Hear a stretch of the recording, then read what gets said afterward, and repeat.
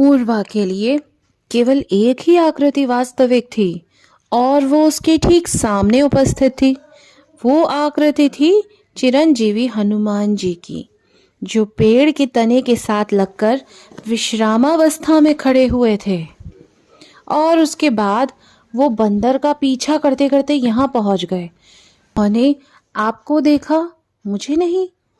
उन्होंने सोचा कि आप पेड़ से बात कर रहे हो।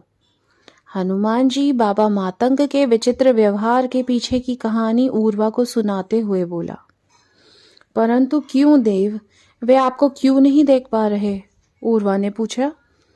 इस धरती की करोड़ों अन्य आत्माएं मुझे क्यों नहीं देख पा रही हैं?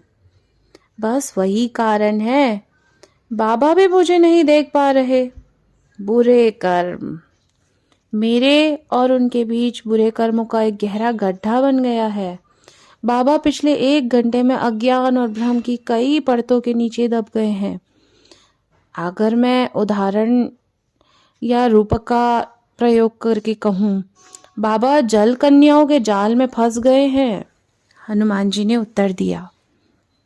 ऊर्वा ने कहा, हे देव, यदि बाबा के बुरे कर्मों के नीचे दबने का कारण वो घिन्न है जो उन्हें कुत्ते के सिर पे पड़े कीड़ों को देखकर आई, या वो भय है जो उनको अपने प्रियजनों के संकट में होने के कारण हुआ, या वो क्रोध है जो उन्हें विश्वासघाती वानर पर आया, तो मुझे भी बुरे कर्मों के गड्ढे में होना चाहिए था ना? मुझे भी आप दिखाई नहीं देने चाहिए थे, क्योंकि मैं भी अतीत में कई बार घिन्न, भय और क्रोध जैसी भावनाओं से ग्रस्त हुआ हूँ। हनुमान जी बोले, हाँ, आप और अन्य मातंग भी अतीत में कई बार बुरे कर्मों के गड्ढे में गिरे हैं। कई बार उन्हें जलकन्याओं ने फंसाया है, लेकिन आप और आपके समाज के जन तुरंत ही जलकन्याओं के चंगुल से छुड़ा भी लिए गए हो। कैसे देव? हमें किसने छुड़ाया?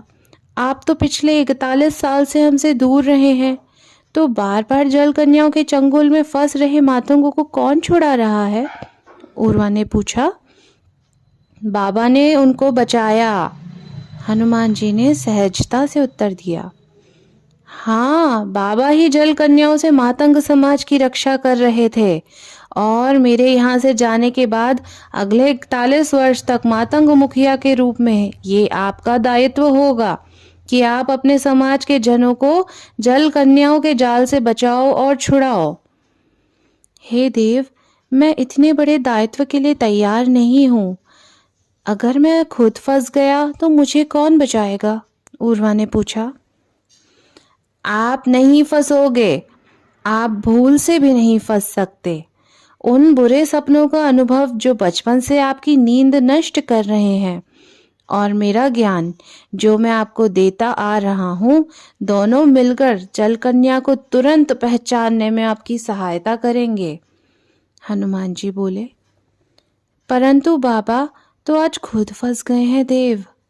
ऊर्वा बोला और गर्दन घुमा के पीछे भूमि पर बड़े बाबा के अचेत तन पर एक दृष्टि डाली। जल कन्या के विरुद्ध लड़ाई में पिछले 41 वर्ष में बाबा के डग बिल्कुल भी नहीं लड़खड़ाए। जल कन्या के विरुद्ध उनका सुरक्षा कवच तब से क्षीण हुआ है जब से उन्हें पता लगा है कि मातंगों की रखवाली के लिए मैं यहाँ आ गया हूँ। और ये समझ में भी आता है, 41 वर्ष की थकान, व्यक्ति चैन चाहता है। जो भी है, आपके लिए सुनहरा अवसर है ये सीखने के लिए कि जल कन्याओं के चंगुल से किसी को कैसे छुड़ाते हैं। बताओ, यदि मैं यहाँ उपस्थित नहीं होता तो आप बाबा को ठीक करने के लिए क्या करते? हनुमान जी ने पूछा। ऊर्वा ने उत्तर दिया, बाबा के विचित्र व्यवहार और बसंत और धनुष के दुर्घटना के समाचार से मेरे मन में भय पैदा होता। भय यानी आसक्ति, आसक्ति यानी कि जल कन्या। मुझे बाबा में जल कन्या दिखाई देती और मैं इस बोझ से कर्म करता कि मैं इस माया के महानाटक में मात्र किरदार हूँ।